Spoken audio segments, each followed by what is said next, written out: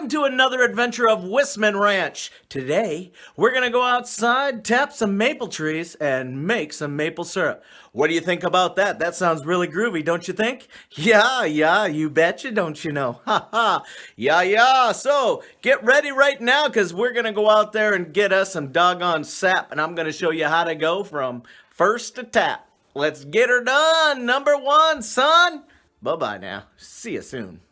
Hello, is it me you're looking for?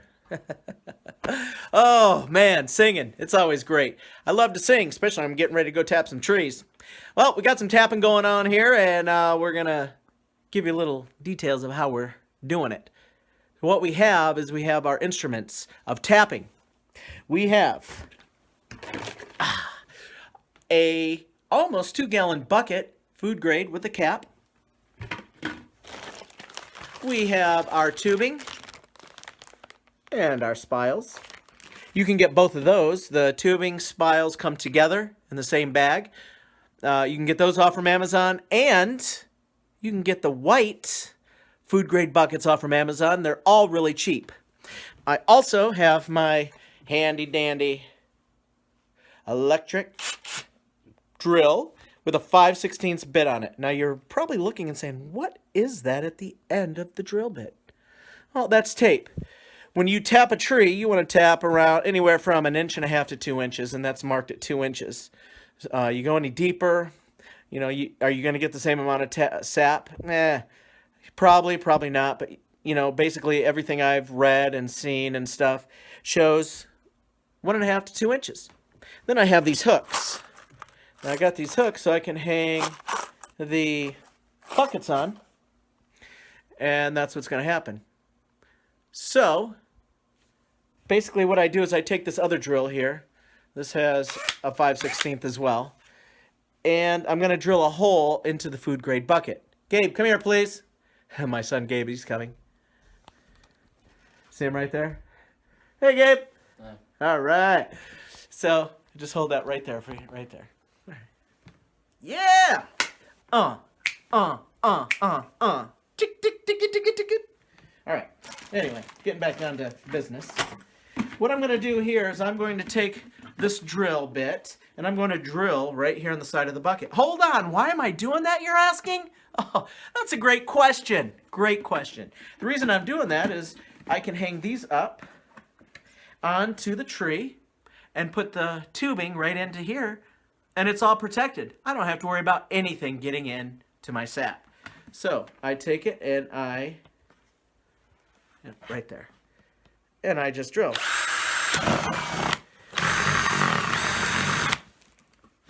And what I do is that I make it a little bit bigger.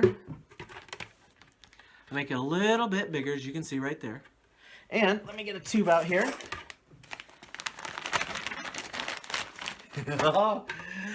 I've got your attention. So when it hangs up right there, and the tubing slides in, as you can see, and then it's up on the tree, it'll drip right down in there, nice and natural. So the bucket hangs, it's good to go. All right?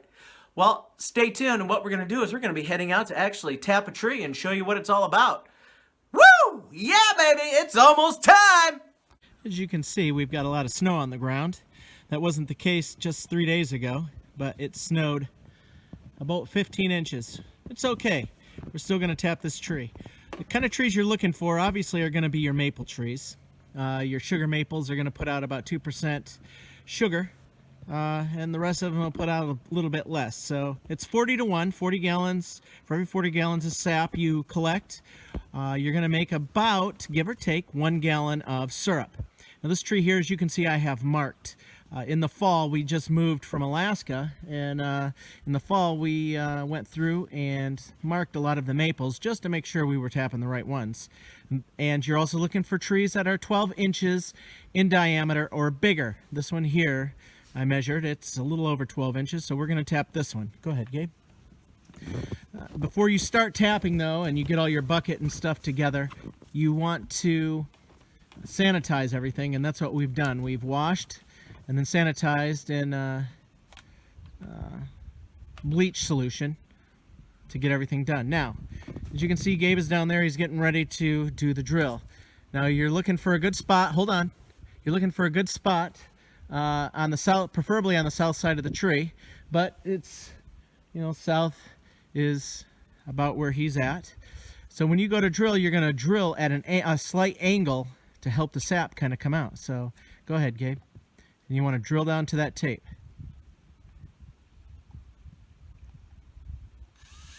Other way. Hold on. Gabe, put it forward. There you go.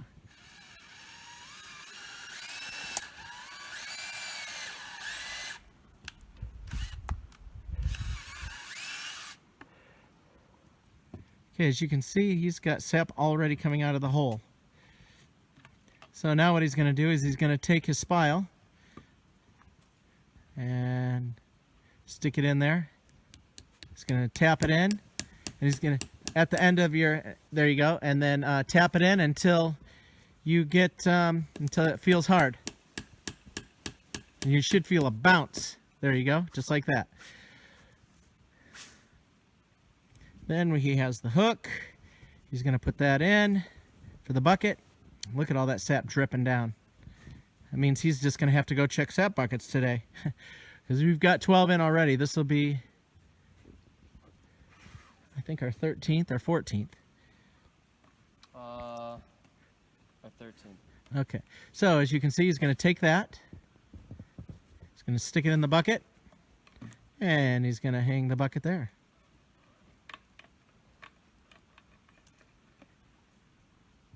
And collect the tools, and there you go.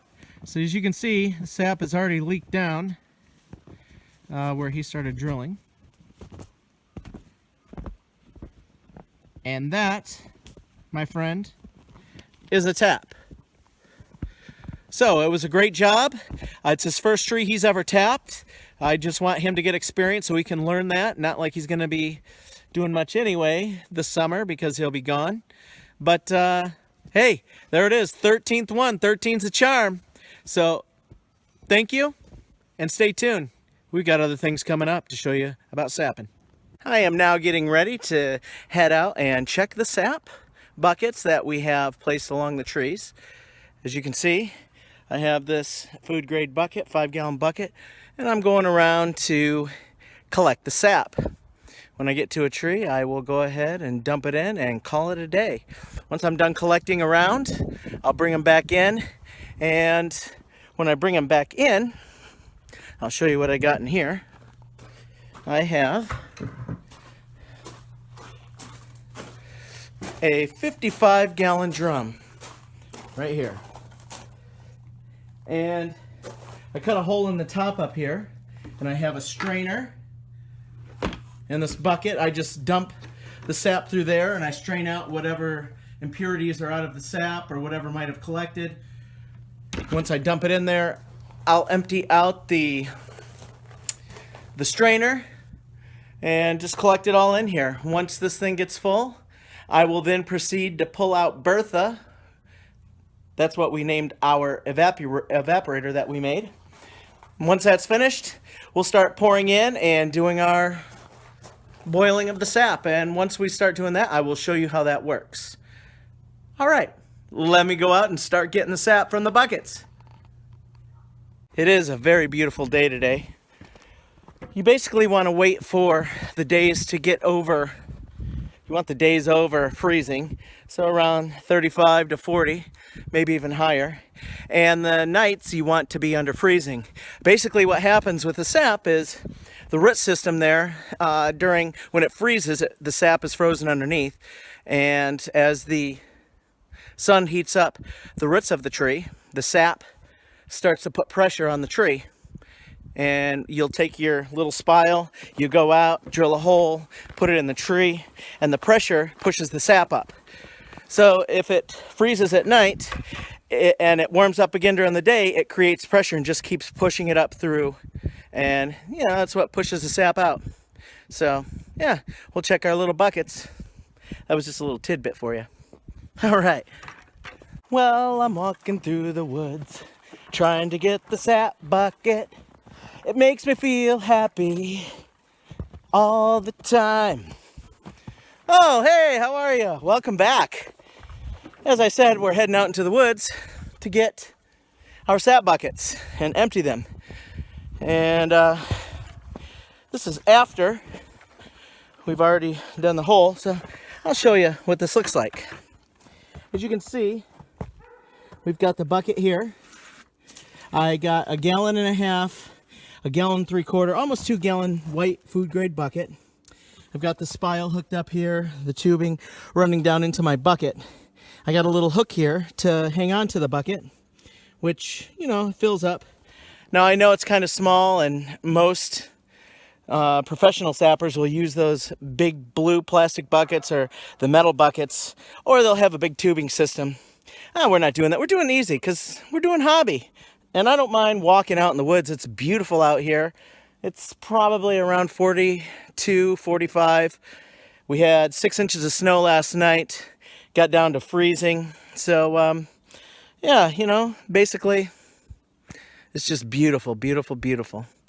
And a great time to do sapping. So, let me just kind of take this off, and I'll kind of break it down. I got to turn the phone around. I got to figure out how to turn it around, but I'll have to turn this off and do it. So, stay tuned. Okay, we are back. So, there's the bucket. I got it all done. What I usually do is I'll just take this off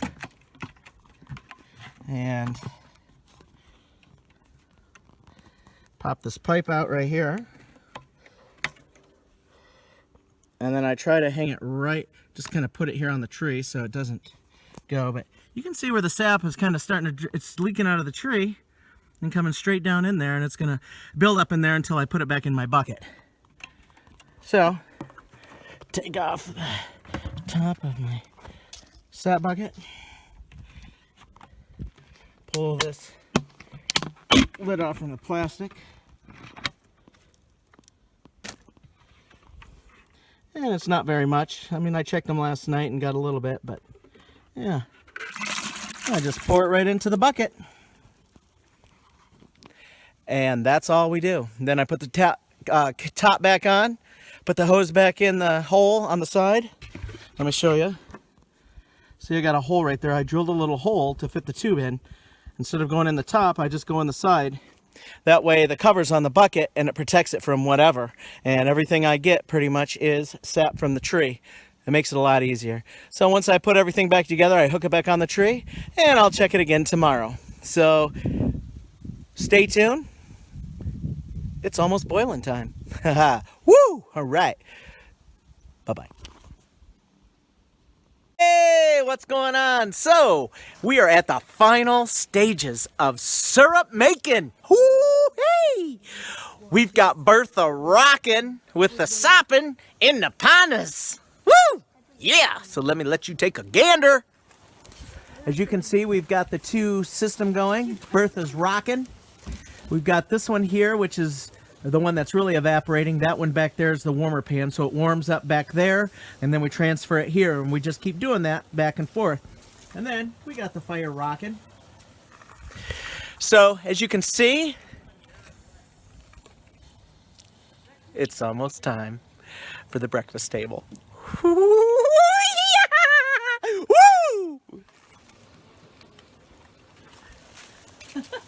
Oh, Alejandra didn't want none, but that's okay. All right, well, as we get it down and get down to the final stages, I'll be showing you.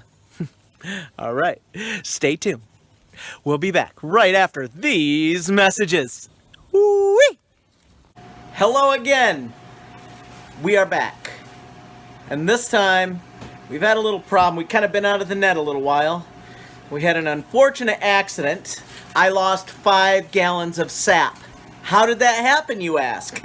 I'm so glad you did. Let me kind of fill you in. So I was walking, and I was going down a slight little incline, going to get sap, and I had a full bucket. I thought, you know, it's not too slippery, whatever. I take a step, I take another step, and do you remember those old school cartoons where the people are trying to run on the ice and it goes, and the feet are moving 100 miles an hour? Well, that's what happened to me, and that music was going on in my head. Right in a split second later, I'm on the ground writhing in pain. I have a torn patella tendon. What do you do with that? Well, not only did I tear my patella tendon, but I dropped 5 gallons of sap on the ground. How disappointing that was. That hurt me more than the freaking hurting myself, you know? So anyway, long story short, we've been out of the net the last 2 weeks. I've relied on my son and my wife and my daughter and my other son to collect the sap and put it in the big barrel that I showed you earlier. So, all I've been able to do is to watch the sap boil in Bertha. And this is the cast. Yeah, I'm kind of out of it. I have a few weeks, and we'll see how things go. But in the meantime, we're rocking it right now. This right here is 15 gallons of sap that we've boiled down out in Bertha. We're just kind of finishing it up here in the house. We're waiting on the temperature gauge right there to go all the way up to 217, 219, somewhere in there. That will tell us that it's syrup time, at which time we will take it and put it into syrup bottles. But along the way, when we first put it into the big blue barrel out in the garage, we screen it. When we're done with that and we boil it down, we take a strainer and we kind of take a lot of the foam off from the top. And then once we keep transferring it over, we'll strain it some more. And then when we brought it into the house, we strained it again. So there you have it. You strain, it feels like a pain, but it really ain't nothing but a thing. Woo! Ha! Anyway, as we get going, we're almost there. Maple syrup time. You know what that means. Flapjacks on a plate, ready to go with some homemade maple syrup. Woo! Wait, that sounds scrumptious. All right, stay tuned. We'll show you some more. As you can see, this is boiled down quite a bit. We're going to strain it one more time. Basically what we have here is a cotton t-shirt, which I've wetted down. I've put it over our honey strainer into a bowl. We're going to strain this to get a lot of the stuff out. We've done this several times throughout the process. It helps to basically to get all the stuff out, all the maple sand and everything else. So here we go. You want to take it and slowly pour it in. Now you saw the white t-shirt before we started.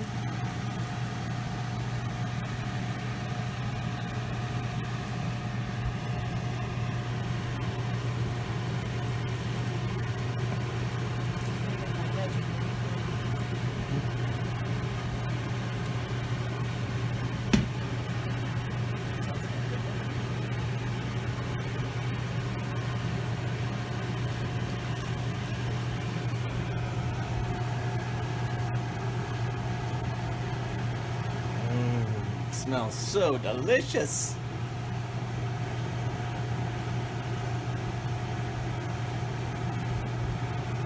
And it is taking a bit, just like my wife just said.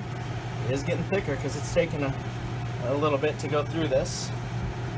And you don't want to rush this process because you want to get out as much of the sand and maple stuff that you can, because you want to have a great grated maple syrup. If you plan on selling it. If you don't plan on selling it, it doesn't really matter. You do what you got to do. But all the information we've seen on the internet, and we had there was a meeting we had at the Agway down in Hillsboro.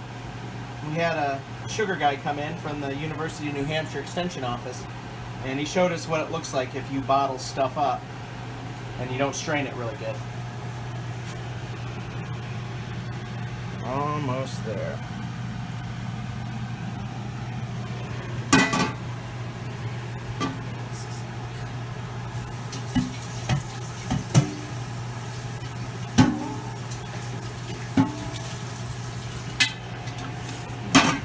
So I'll lift this up because that might be in the way.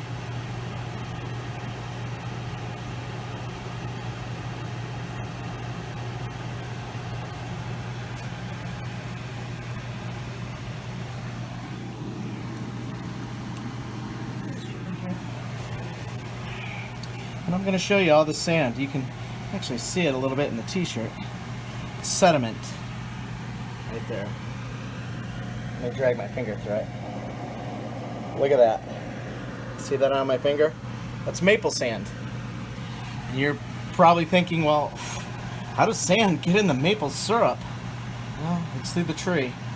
It's just what they call it, maple sand. But, do you want to be drinking that on your flapjacks? I doubt it. I know I wouldn't. Alright, so, we've got it down to this point. Put it back in here. Turn this on high. And remember, we started with 15 gallons, give or take. And we got the little thermometer here. And I like to put this on there.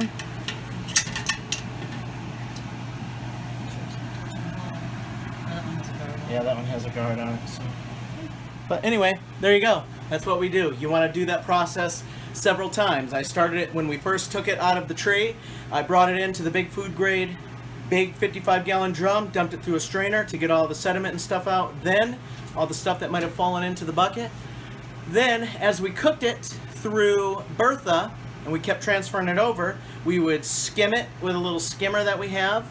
And you saw that probably in an earlier video. And as we slowly cook this down, we just continue straining it. You want to strain it really good because you don't want that sediment in there. And we'll probably do one more time just before we bottle it, just to make sure, because I just don't want that sand in there. All right. Thank you very much, and we'll see you later. Well, it's finally there. 218 degrees is where we're at, and we've got our bottle ready to go. And here we go. Let's start bottling it. I'm gonna bring that down over.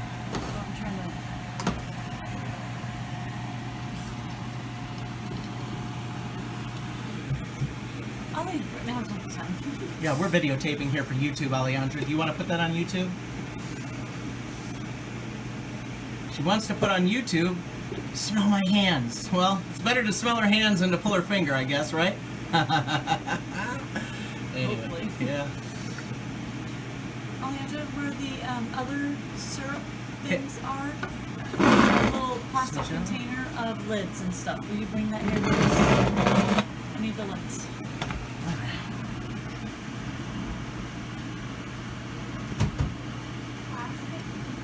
No, Alejandra, in the pantry, In the pantry, Alejandra. where the you guys' juice mix is. Look at her, she's like a pro. Scoop, ladle, put in the bottle, because we love it, yeah. Alright, a little bit more in there. I need another one or something small. Small candy jar maybe. Small canning jar, Alejandra. Look at it, Mom has it right here. Alright, get busy with it, girl. And we'll just pour the rest right into there.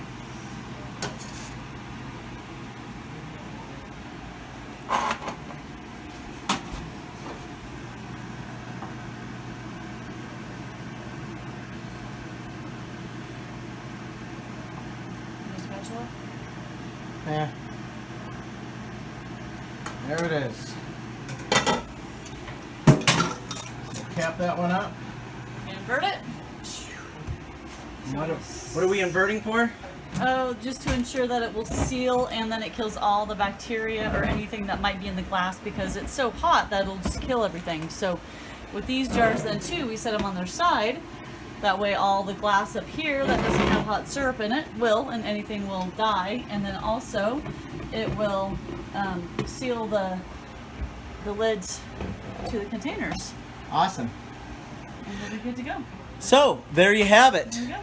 Easy as 1, 2, 3. So you see, it was a thing for Trisha and me. I like to rhyme all the time. So anyway, there you go. I'm gonna go look this out. Okay, go lick it out. It is so good. 15 gallons made.